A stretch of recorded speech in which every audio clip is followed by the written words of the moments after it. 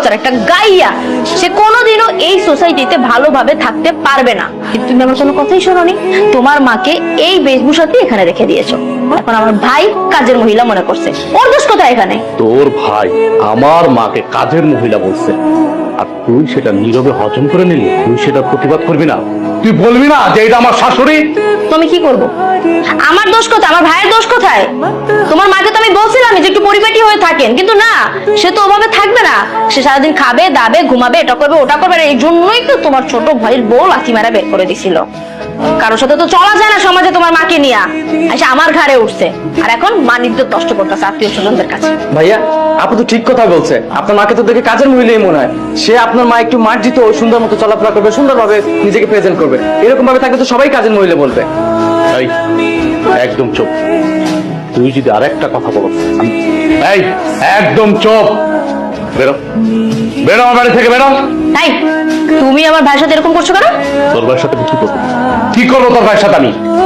তোর ভাই আমার মাকে যা ইচ্ছা তাই বলবে, সেটা আমি নীরবে হজম করে নেবো মনে করছি? কোনোদিনও না। আমি হজম করার মতো ছিলেন। এই, তুই বেরো আমার বাড়ি থেকে, বেরো, বেরো। পাউল জানি কোথাকার। তোরে যেদিন থেকে আমি এই বাড়িতে বউ বানায় নিয়ে আসছি, সেদিন থেকে এটার বাড়ি নাই, এটা তুই জাহান্নাম বানায় ফেলছিস।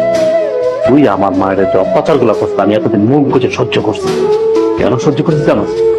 আমি মনে করছিলাম তুই এই নিয়ে শুদ্ধাবি, এই নিয়ে শুদ্ধাবি না। তুই শুদ্ধানের মেয়ে না। আসলে তোর বংশগত সমস্যা আছে। তুই সাংসারিক মেয়ে না, তুই সংসার করে খেতে পারবি না। তো আমি তোর এই ফ্যামিলিতে, আমার এই বাসায় আমি আর এক মুহূর্তে দেখতে পাচ্ছি না। তুই এখন এই মুহূর্তে আমার বাড়ি থেকে বেরোবি। আমি তোর ডিভোর্স লেটারটা পাঠাই দেবো। বের হ আমার বাড়ি থেকে, বের হ। বাবা থাক না, এসব বাদ দে। মা, তুমি কোনো কথা বলবা না। একটা মানুষের সীমা থাকে, ও সীমা লঙ্ঘন করছে অনেক আগেই।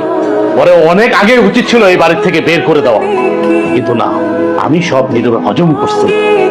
আর হজম করবো না, অনেক হয়েছে। তুই একটা বাইরের ছেলের সাথে, তোর খালাতো ভাইয়ের সামনে তুই আমার মাকে কাজের মহিলা বলে তোর ভাই, আর তুই সেটা মজা নেস না? মজা নেস? এই, আমি গরিব, আমি গ্রামের ছেলে, মানলাম। তোর বাবা আমাকে সহযোগিতা করছে, সহযোগিতা করে ভালো একটা চাকরি দিয়েছে। আমি তো এই জন্য তোর অনেক ভালো রাখছি।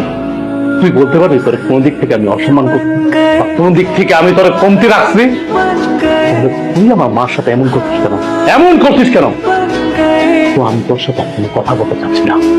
আমার মাথা রক্ত উঠে গেছে। তুই এখন এই মুহূর্তে আমার বাড়ি থেকে বের হবি। আমি তোর ডিভোর্স লেটারটা পাঠাই দেবো। যা, বের হ আমার বাড়ি থেকে, বের হ।